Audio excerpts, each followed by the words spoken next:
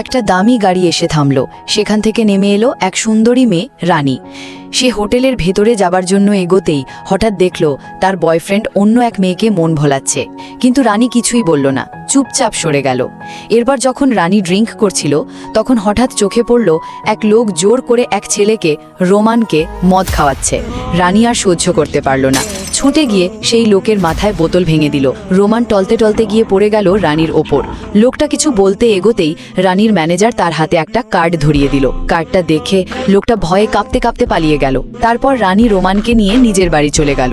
সেখানে রানী যখন সুইমিং পুলে নামছিল, রোমানও ধীরে ধীরে কাছে চলে এলো।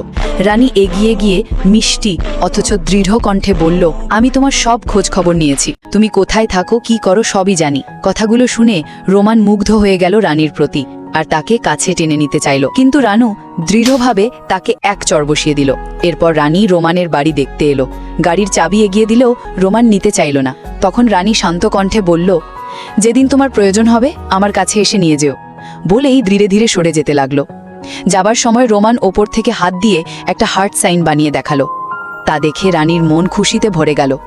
কিন্তু হোটেলে ফেরার পথে রানী আবারও দেখে তার বয়ফ্রেন্ড সেই একই মেয়ের সঙ্গে আলিঙ্গন করছে, বোঝানোর চেষ্টা করছে। রানী গাড়ির হেডলাইট জ্বালিয়ে দিল। বয়ফ্রেন্ড তড়িগড়ি মেয়েটিকে সরিয়ে দৌড়ে এলো রানীর কাছে। সে তো আমার কিছুই নয়, শুধু এমনি কথা বলছিলাম। রানী চোখে ক্ষোভ নিয়ে উত্তর দিল, আজকের পর তোমার মুখ আমি দেখতে চাই না। বন্ধুরা, এমন আরও ইন্টারেস্টিং ভিডিও দেখতে চাইলে ভিডিওটা লাইক করুন আর চ্যানেলটা সাবস্ক্রাইব করতে ভুলবেন না।